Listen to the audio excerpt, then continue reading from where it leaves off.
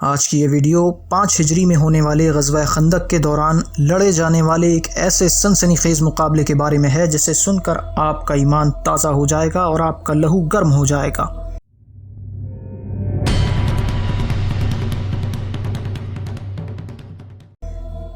سن 5 ہجری میں حضرت محمد صلی اللہ علیہ وسلم کو اس بات کی انٹیلیجنس رپورٹ ملی کہ قریش مکہ اور چند دیگر غیر مسلم قبائل مل کر مدینہ پر حملہ کرنے والے ہیں۔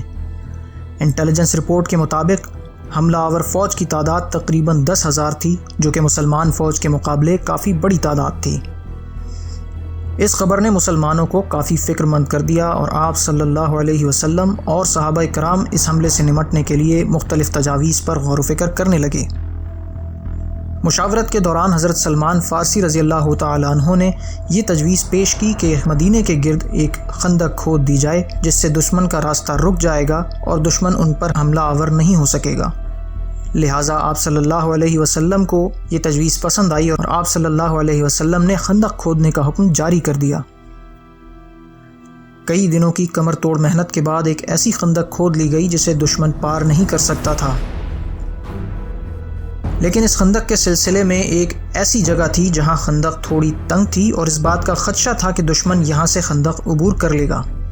اسی خطرے کے پیش نظر مسلمان افواج نے اسی مقام پر اپنے خیمے لگائے۔ کفار مکہ جب مدینے پر حملے کے لیے آئے تو انہوں نے مدینے کے گرد خندق کھودی ہوئی پائی، جس کی وجہ سے وہ حملہ نہ کر سکے۔ بہرحال انہوں نے مدینے کو محاصرے میں لے لیا اور مدینہ کی حدود کے باہر خیمہ زن ہو گئے۔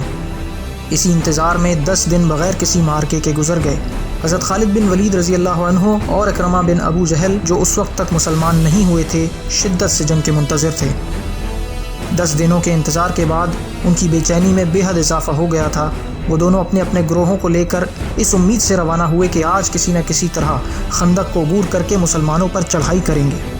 اسی جستجو میں انہیں خندق کا وہ حصہ نظر آ گیا جو تنگ تھا اور تیز رفتار گھوڑوں کو چھلانگ لگوا کر عبور کیا جا سکتا تھا۔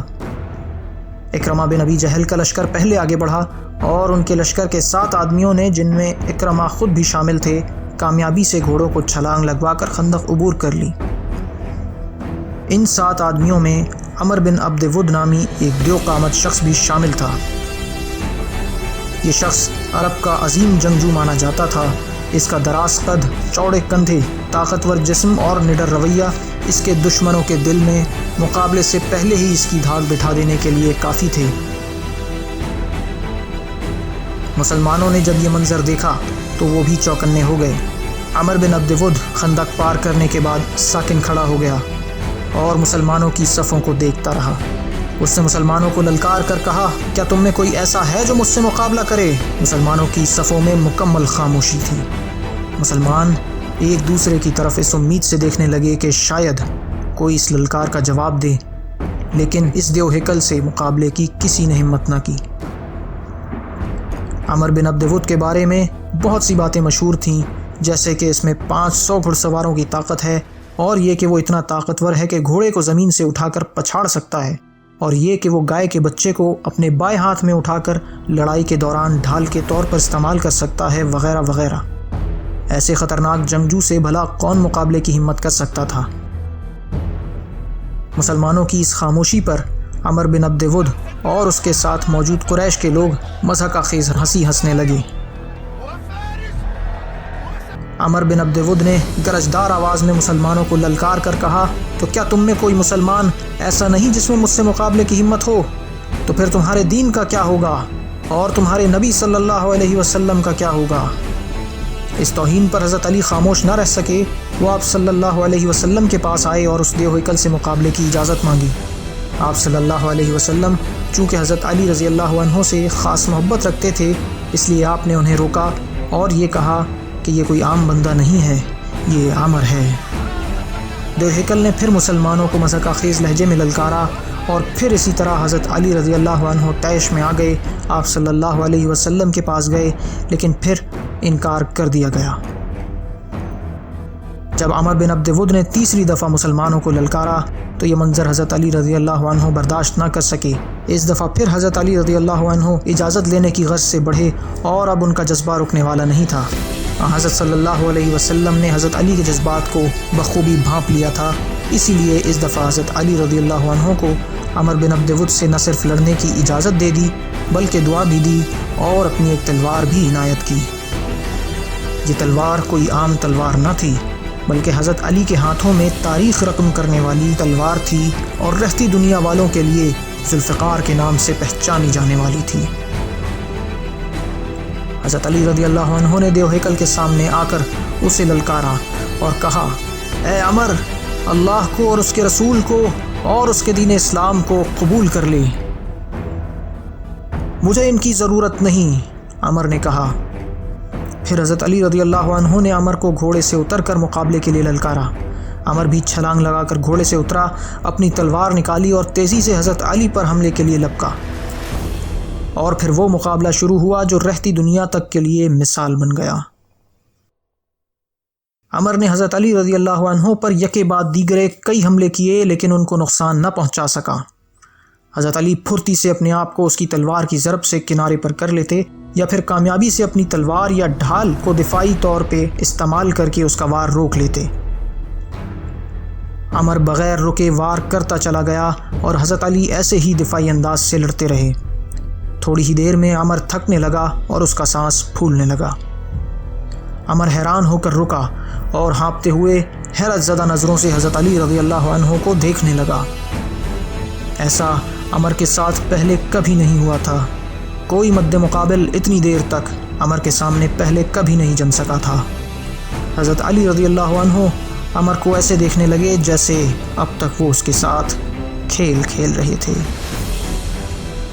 اور پھر اچانک سب کچھ اتنی تیزی سے ہوا کہ وہاں موجود لوگوں کو کچھ سمجھ نہ آئی۔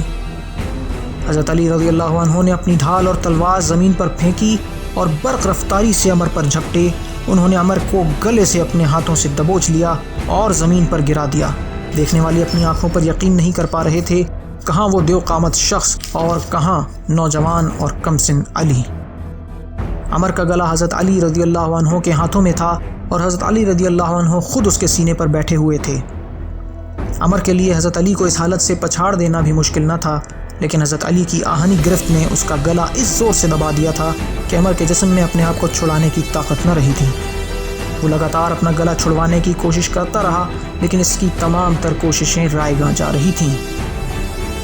حضرت علی نے عمر سے کہا، یہ جان لے اے عمر کہ ہار اور جیت صرف اللہ کے ہاتھ میں ہے۔ حضرت علی نے پھر اپنا خنجر نکالا اور عمر کے گلے پر رکھ دیا۔ حضرت علی نے اسے اسلام کی دعوت دی جس سے عمر نے انکار کر دیا اور جواباً حضرت علی رضی اللہ عنہ کے چہرے پر تھوک دیا۔ عمر اپنی اس حرکت کا انجام بخوبی جانتا تھا۔ وہ یہ جانتا تھا کہ حضرت علی کا ہاتھ ہوا میں لہرائے گا اور اس ہاتھ میں موجود خنجر عمر کا گلا ایک وار میں چاک کر دے گا۔ عمر اس حرکت کا ارتکاب کرنے سے پہلے ہی اپنی موت کو تسلیم کر چکا تھا، لیکن اس کے بعد جو کچھ ہوا اس نے سب کو حیران کر دیا۔ حضرت علی رضی اللہ عنہ نے اس کا گلا چھوڑا اور اطمینان کے ساتھ اس کے سینے سے ہٹ گئے۔ عمر جیسے جنگجو کے لیے شاید مر جانا آسان ہوتا، لیکن اس ذلت آمیز شکست کے بعد زندہ رہنا موت سے بھی بڑی اذیت تھی۔ حضرت علی نے عمر سے کہا کہ میں صرف اللہ کے راستے میں اس کے دشمنوں کو قتل کرتا ہوں، اپنے غصے یا ذاتی نفرت کی وجہ سے نہیں۔ اب جب کہ تو نے میری تذلیل کی تو شاید میرا تجھے مارنا ذاتی انا کی خاطر ہوتا، بس اٹھ جا اور اپنے لوگوں کی طرف لوٹ جا۔ عمر یہ سب کچھ برداشت کر کے واپس جانے والا نہیں تھا۔ وہ اٹھا، زمین پر پڑی اپنی تلوار اٹھائی اور چالاکی سے حضرت علی پر حملہ کرنے کی کوشش کی، لیکن حضرت علی اس سے غافل نہ تھے۔ عمر نے حضرت علی پر زوردار وار کیا، لیکن حضرت علی نے اپنی ڈھال سے وہ وار روک لیا۔ وہ وار اتنا تیز تھا کہ حضرت علی کی ڈھال کو توڑتا ہوا حضرت علی کے بازو پر لگا اور ہلکا زخم دے گیا۔ لیکن اس سے پہلے کہ عمر دوسرا وار کرتا، ذوالفقار ہوا میں بلند ہوئی اور حضرت علی نے عمر کا گلا چاک کر دیا۔ عمر بے جان پتھر کی طرح زمین پر گر پڑا اور ڈھیر ہو گیا۔ فضا اللہ اکبر کے نعرے سے بلند ہونے لگی۔ مسلمان اکرمہ اور باقی کے کفار کی طرف لپکے جو خندق عبور کر کے آ چکے تھے۔ کفار بھاگ کھڑے ہوئے۔ اس فرار کے دوران 2 کفار مارے گئے جبکہ ایک مسلمان بھی شہید ہوا۔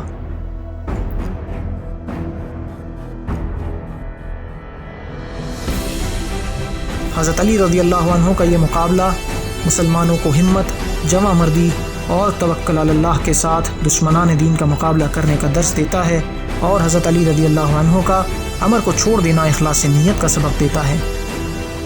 میرے دوستوں، مجھے یہ امید ہے کہ اس ویڈیو نے آپ کا ایمان تازہ کیا ہوگا، لہٰذا آپ یہ ویڈیو اپنے دوستوں کے ساتھ بھی شیئر کریں، اور اس طرح کی مزید ویڈیوز دیکھنے کے لیے ہمارا چینل ضرور سبسکرائب کریں۔ سبسکرپشن کے بعد بیل کے آئیکن پہ کلک کریں تاکہ کوئی ویڈیو مس نہ ہو جائے۔